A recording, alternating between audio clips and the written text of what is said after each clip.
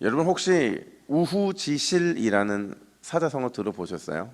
저도 이번에 알았는데 우후지실이라는 사자성어가 뭐냐면 비가 온 뒤에 땅이 굳어진다라는 뜻이더라고요. 여러분 세겜에 머물던 야곱은요 아주 호된 하나님의 책망을 받게 되죠. 그 책망이 바로 이 딸 디나가 씻을 수 없는 수치를 당하는 것으로 나타나게 되는데, 여기서 끝나는 것이 아니라 이 문제에 대한 복수를 이 아들들이 자행함으로 인해서 이 야곱의 아들들은 다 살인자가 되게 돼요. 여러분 상황이 여기까지 오게 되니까 야곱의 입장에서는 혹시나 이 복수가 또 다른 피해 복수로 나타나지는 않을까 하는 매우 위중한 상황이라는 판단을 할 수밖에 없었을 거예요. 두려워 떨고 있는 바로 그때에 야곱에게 하나님이 임하죠. 그래서 이렇게 말씀하십니다. 우리 1절 말씀을 같이 한번 읽어볼까요? 1절입니다. 시작. 이르시되 일어나 베델로 올라가서 거기 거주하며 내가 내 형 에서의 낯을 피하여 도망하던 때에 내게 나타났던 하나님께 거기서 제단을 쌓으라 하신지라. 아멘. 하나님은 야곱에게요 이 세 가지의 명령을 주시는데 올라가라, 거하라, 쌓으라는 거예요. 이 세 가지 동사에 다 목적이 있어요. 어디로 올라가라고요? 베델로. 어디에서 거하라고요? 베델에. 어디에 단을 쌓으라고요? 베델에. 과연 여러분 이 세 가지 동사, 이 세 가지 명령의 의미가 뭘까? 폭우가 내린 야곱의 인생에 과연 어떤 굳은 땅, 어떤 열매 맺는 땅을 주시기 위한 하나님의 명령이었을까? 우리가 먼저 생각해 봐야 하는 것은요, 여러분 결국에는 이 베델이라는 게 뭘 의미하느냐? 야곱이 있어야 하는 곳이 바로 이 베델, 은혜의 자리라는 사실입니다. 여러분 세상에는요 우리가 가고 싶어하는 정말 다양한 자리들이 있어요. 성공의 자리도 있고요, 명예의 자리도 있고요, 권세의 자리도 있죠. 그런데 이 모든 것은요 여러분 세상이 추구하는 자리라는 거예요. 우리 믿음의 사람들, 하나님 나라 백성이라고 불리는 우리들의 자리는요 딱 한 자리밖에 없어요. 그 자리가 어디냐? 한번 따라해 볼까요? 은혜의 자리. 여러분 은혜의 자리라는 것을 다른 말로 뭐라고 표현할 수 있는 줄 아세요? 하나님께서 우리를 불쌍히 여겨주시는 자리가 바로 은혜의 자리라는 겁니다. 야곱은 그걸 망각하고 있는 거죠. 제가 지난 수요일과 목요일에 말씀드린 것처럼 더 이상 라반이 쫓아오지 않으니까 이제는 형 에서와의 관계가 다 해결됐으니까 내가 있어야 할 자리를 잊어버리고 산 게 바로 야곱이었더라는 거예요. 그랬던 그가 머물렀던 곳이 어디요? 숫곳이었고 그가 머물렀던 곳이 또 세겜이었던 거죠. 그런 그에게 여호와 하나님께서는 단호하게 말씀하시죠.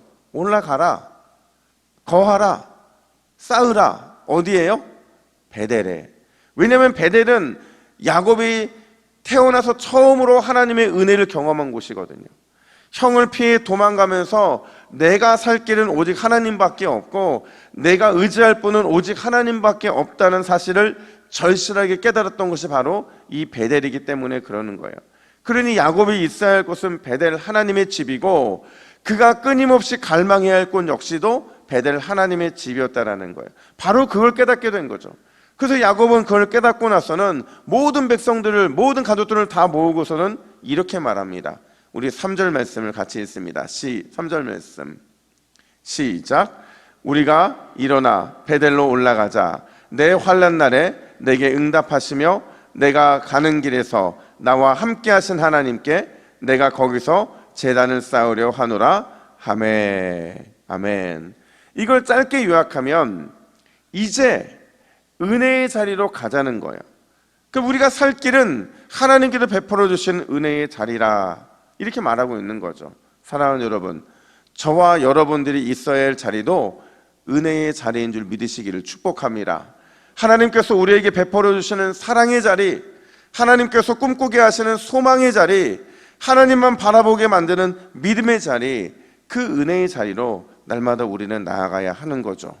여러분 오늘 이 새벽에 우리가 있어야 할 곳이 은혜의 자리임을 반드시 기억하시고 넘치게 채워주시는 주님의 그 은혜를 더욱 갈망하시기를 예수님의 이름으로 축복합니다. 뿐만 아니라 여기서 우리가 기억해야 될 또 하나가 있어요. 그게 뭐냐면 우리가 은혜의 자리로 나아갈 때 그냥 갈 수 없다는 거예요.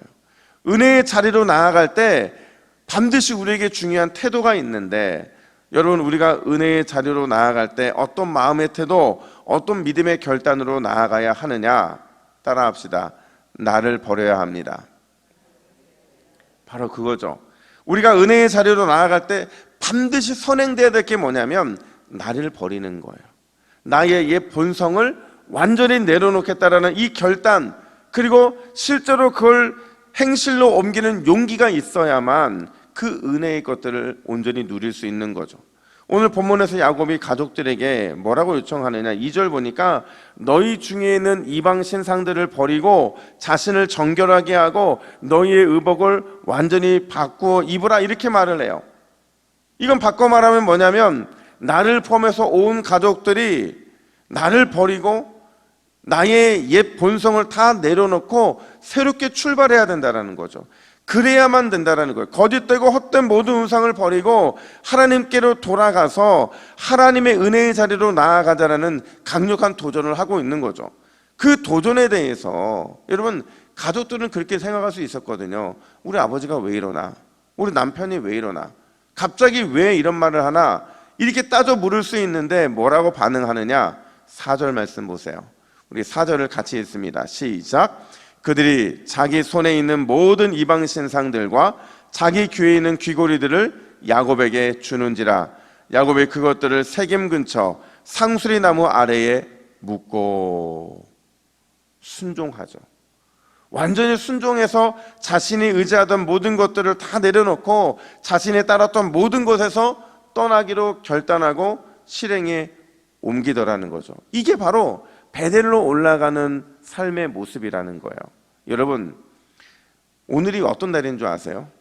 오늘 2024년도 올해의 마지막 주일 새벽이에요. 자, 이렇게 보니까 거의 대부분이 이 1년 동안 주일을 빠짐없이 새벽을 지키셨던 분들이 이 자리를 또 여전히 지키고 있더라고요. 여러분, 자리를 지키는 건 너무 소중하고 또 하나님이 너무 기뻐하는 일이지만 거기에 하나를 더 포함시키면 내 안에 있는 거짓되고 헛된 우상을 버리고 오직 하나님께로 돌아가시기로 더욱더 갈망하는 이 복된 주일 새벽이 되시기를 주님의 이름으로 축복합니다. 오로지 은혜 베풀어 주시는 하나님께로 나아가시기를 축원합니다. 여러분, 그럴 때 어떤 은혜가 임하는지 보세요. 야곱이 그 결단의 마음을 가지고 베델로 올라가고자 했을 때 어떤 은혜가 임하느냐? 우리 9절부터 12절 말씀 중요한 부분들만 함께 읽습니다. 시작. 돌아오매 하나님이 다시 야곱에게 나타나사 그에게 복을 주시고 다시는 야곱이라 부르지 않겠고 이스라엘이 내 이름이 되리라 하시고 생육하고 번성하라.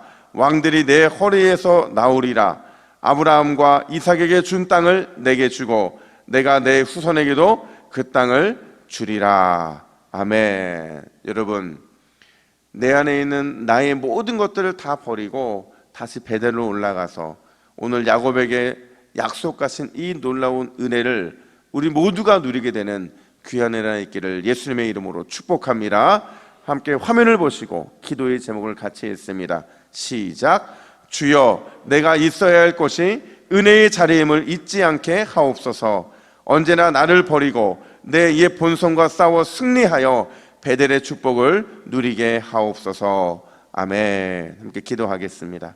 하나님 아버지, 2024년도 우리에게 은혜의 자리를 허락하시고 그 은혜의 자리에서 하나님 베풀어 주신 은혜가 우리에게 임하게 하여 주시니 감사합니다. 우리가 있어야 될 곳 언제나 은혜의 자리라는 사실을 잊지 않도록 도와주시고 그 은혜의 자리로 나아갈 때에 나를 버리고 내 옛 본성과 싸워 승리하여 결국에는 야곱이 누렸던 베델의 축복을 우리 모두가 받아 누리게 하여 주시옵소서. 감사드리며 예수님의 이름으로 기도하옵나이다. 아멘.